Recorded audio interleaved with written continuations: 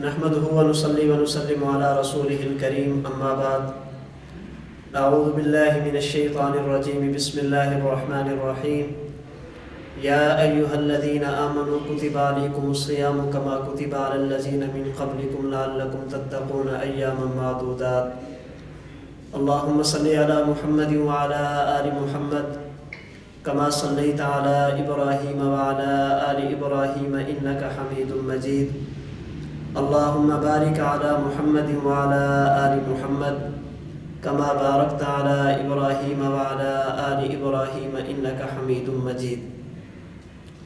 رمضان المبارک کی مخصوص عبادات میں سے ایک اہم ترین عبادت وہ دن کا روزہ ہے، یعنی کسی بھی مسلمان عقل مند، بالغ، صحت مند اور مقیم کا صبح صادق سے لے کر غروب آفتاب تک کھانے پینے اور ہم بستری سے نیت کے ساتھ رکنا یہ روزہ کہلاتا ہے۔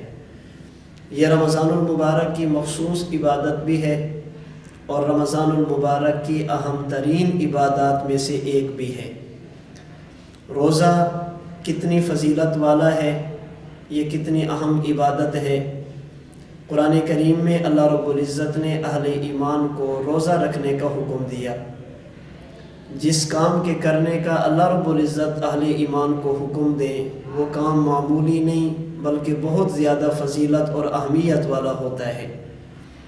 رحمت کائنات صلی اللہ علیہ وسلم نے اپنے متعدد فرامین میں متعدد احادیث میں روزہ اور روزہ دار کی فضیلت کا تذکرہ فرمایا ہے۔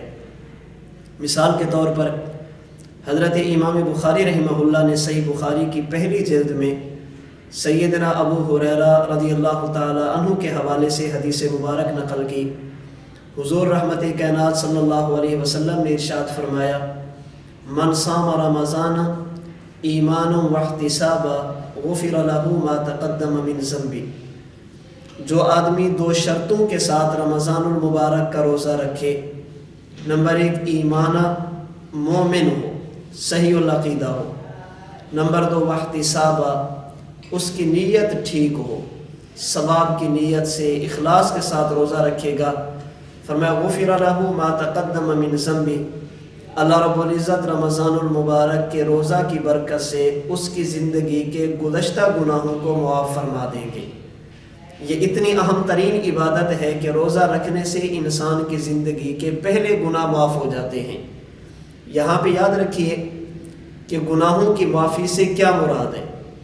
انسان جب بھی کوئی گناہ کرتا ہے، اللہ کی نافرمانی کرتا ہے، اگر وہ گناہ ایسا ہو جس کا تعلق حقوق اللہ سے ہو اور اس کی ادائیگی یا اس کی قضا ہو سکتی ہو، جیسے نماز کو چھوڑ دینا، رمضان المبارک کا روزہ چھوڑ دینا، زکوٰۃ فرض ہو زکوٰۃ ادا نہ کرنا، حج فرض ہو حج نہ کرنا، یہ وہ گناہ ہیں جن کا تعلق حقوق اللہ سے ہے اور ان کی قضا ہو سکتی ہے۔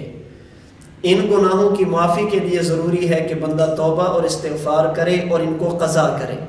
نمازیں رہ گئی ہیں، حساب کر کے قضا کرے، روزے رہ گئے ہیں، حساب کر کے قضا کرے، زکوٰۃ کئی سالوں کی نہیں دے سکا، حساب کر کے قضا کرے۔ تو توبہ کے ساتھ ساتھ ان کی قضا بھی ضروری ہے، یہ صرف اور محض توبہ سے معاف نہیں ہوں گے۔ نمبر دو، انسان ایسا گناہ کرتا ہے جس کا تعلق حقوق اللہ سے ہے اور ان کی قضا نہیں ہو سکتی، ایسا جرم کر بیٹھا جو عبادات کے قبیل سے نہیں ہے، اللہ کی نافرمانی کر بیٹھا، اس کی قضا نہیں ہو سکتی۔ اب اس کے لیے توبہ اور استغفار کرے اور عبادات کا اہتمام کرے۔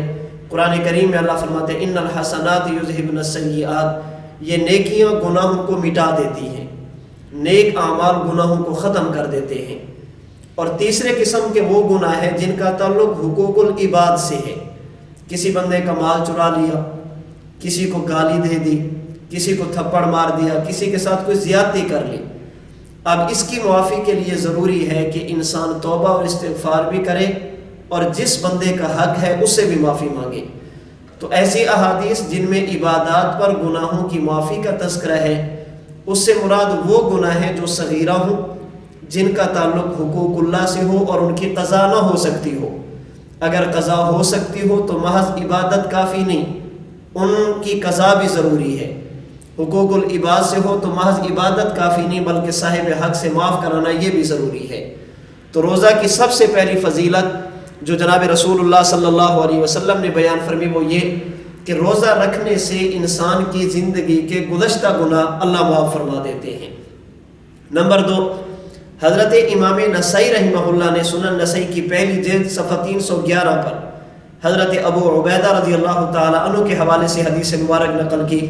حضور رحمت کائنات صلی اللہ علیہ وسلم نے ارشاد فرمایا الصوم جنۃ ما لم یخرقھا، فرمایا کہ روزہ یہ ایک ڈھال ہے، روزہ یہ ایک جنہ اور ڈھال ہے جب تک انسان اس کو پھاڑ نہ ڈالے۔ کیا معنی؟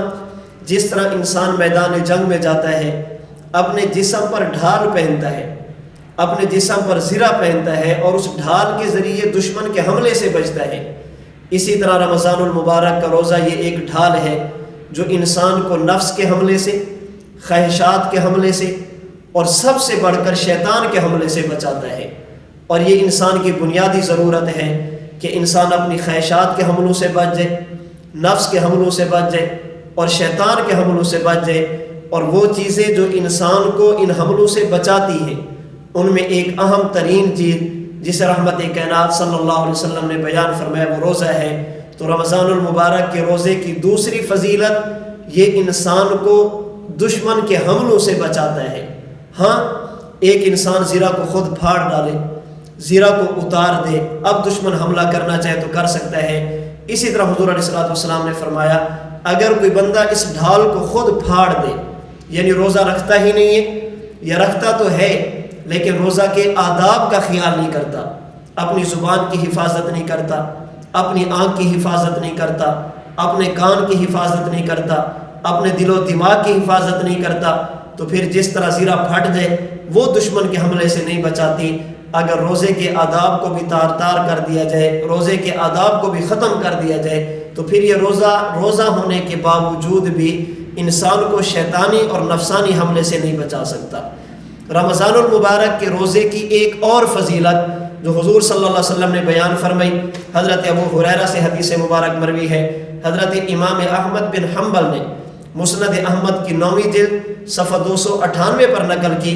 حضور علیہ السلام فرماتے ہیں ثلاثۃ لا يرد دعاؤہم، 3 بندے ایسے ہیں جن کی دعا کو اللہ رد نہیں فرماتے، جن کی دعا اللہ قبول فرماتے ہیں، ان کی دعاؤں کو لوٹایا نہیں جاتا، اللہ کی بارگاہ میں وہ قبولیت کا شرف حاصل کرتی ہے، اور ہر بندہ ہم میں سے چاہتا ہے کہ میں جو دعا بھی مانگوں اللہ میری دعا کو قبول فرمائے۔ آپ علیہ السلام فرماتے 3 شخص ایسے ہیں جن کی دعا کو اللہ رد نہیں فرماتے، اللہ ان کی دعا کو قبول فرماتے ہیں۔ نمبر 1 الامام العادل، وہ شخص جو صاحب اختیار ہو اور وہ عدل و انصاف سے کام لے، کسی پر ظلم نہ کرے، اللہ رب العزت عادل شخص کی دعا کو قبول فرماتے ہیں، اس کی دعا کو رد نہیں فرماتے۔ نمبر 2 والصائم حتی یفطر، روزہ دار روزے کی حالت میں جو بھی دعا کرتا ہے اللہ اس کی دعا کو قبول فرماتے ہیں، افطار تک مسلسل یہ جتنی بھی اللہ سے دعائیں مانگے اللہ ان کی دعاؤں کو رد نہیں فرماتے، اللہ ان کی دعاؤں کو قبول فرماتے ہیں۔ نمبر 3 ودعوۃ المظلوم، ایک بندے پر کسی نے ظلم کیا، زیادتی کی، یہ مظلوم ظلم سہ کر، ظلم برداشت کر کے اللہ سے دعا کرتا ہے، اللہ مظلوم کی دعا کو بھی قبول فرماتے ہیں۔ تو اس حدیث مبارک میں بھی جناب رسول اللہ صلی اللہ علیہ وسلم نے روزے دار کی اور روزے کی فضیلت یہ بیان فرمائی کہ اللہ اس دوران مانگے جانے والی دعا کو قبول فرماتے ہیں، اللہ دعاؤں کو رد نہیں فرماتے۔ روزے دار کی ایک فضیلت وہ بھی ہے جسے امام احمد بن حنبل نے مسند احمد کی 8ویں جلد صفحہ 30 پر حضرت ابو ہریرہ رضی اللہ تعالی عنہ کے حوالے سے نقل کی۔ حضور علیہ السلام فرماتے ہیں اوتیت امتی 5 خصال فی رمضان لم توتها امت قبلہم، اللہ رب العزت رمضان المبارک کے مہینے میں میری امت کے روزے دار کو کچھ ایسی نعمتیں عطا فرماتے ہیں، ایسی خصوصیات عطا فرماتے ہیں جو مجھ سے پہلے کسی نبی کی امت کو عطا نہیں کی گئی۔ امتیازی خصوصیات اللہ رمضان المبارک کے مہینے میں میری امت کے روزے دار کو عطا فرماتے ہیں۔ اس میں نمبر 1 فرمایا خلوف فم الصائم اطیب عند اللہ من ریح المسک، سارا دن بھوکا رہنے کی وجہ سے روزے دار کے منہ سے جو بدبو نکلتی ہے، معدہ کے خالی ہونے کی وجہ سے، اللہ رب العزت کے ہاں اس کی قدر و قیمت اور اس کا مقام و مرتبہ، اللہ کے ہاں اس کا درجہ وہ مشک اور عنبر سے بھی زیادہ ہے۔ یہاں پہ یاد رکھیے، اس کا مطلب یہ نہیں ہے کہ روزے کی حالت میں بندہ مسواک نہ کرے، اس سے مراد وہ ہوا ہے جو خالی معدہ کی وجہ سے منہ سے نکلتی ہے۔ باقی روزہ کی حالت میں مسواک کرنا یہ بالکل ٹھیک ہے، یہ ناجائز نہیں، بالکل جائز ہے، اس کی وجہ سے روزے پر کوئی اثر نہیں پڑتا۔ تو آپ نے فرمایا پہلی خصوصیت جو اللہ میری امت کے روزے دار کو عطا فرماتے ہیں وہ ہے روزے دار کے منہ کی ہوا اللہ کے ہاں مشک اور عنبر سے بھی زیادہ ہے۔ نمبر 2 فرمایا وَتَسْتَغْفِرَ لَهُمُ الْمَلَائِكَةُ، اللہ رب العزت کی رحمت سے، اللہ رب العزت کی طرف سے عنایات کی وجہ سے اس روزے دار کے لیے اللہ کے ملائکہ استغفار کرتے ہیں۔ وَتَسْتَغْفِرُ لَهُمُ الْمَلَائِكَةُ حَتَّى يُفْطِرُوا، یہ اس کے لیے ملائکہ استغفار کرتے ہیں کہ اللہ تیرا بندہ ہے، تیرا حکم سمجھ کر روزہ رکھ رہا ہے، تیری فرما برداری کی وجہ سے کھانے پر قادر ہے مگر نہیں کھاتا، پینے پر قادر ہے مگر نہیں پیتا، بشری تقاضوں کو پورا کرنے پر قادر ہے مگر نہیں کر رہا۔ اس بندے کے حق میں ملائکہ جیسی معصوم مخلوق استغفار اور اس کے لیے بخشش کی دعائیں کرتی ہے۔ نمبر 3 وَيُزَيِّنُ اللَّهُ عَزَّ وَجَلَّ كُلَّ يَوْمٍ جَنَّتَهُ، اللہ رب العزت اس بندے کے لیے روزانہ جنت کو سجاتے ہیں۔ اللہ رب العزت روزانہ جنت کی آرائش فرماتے ہیں، پھر اللہ جنت سے فرماتے ہیں کہ میرا بندہ ان قریب دنیا کی تکلیفیں چھوڑ کر تیرے اندر آنے والا ہے۔ یہ اس امت کی خصوصیت ہے کہ اس امت کے روزے دار کے لیے اللہ رب العزت روزانہ جنت کو سجاتے ہیں۔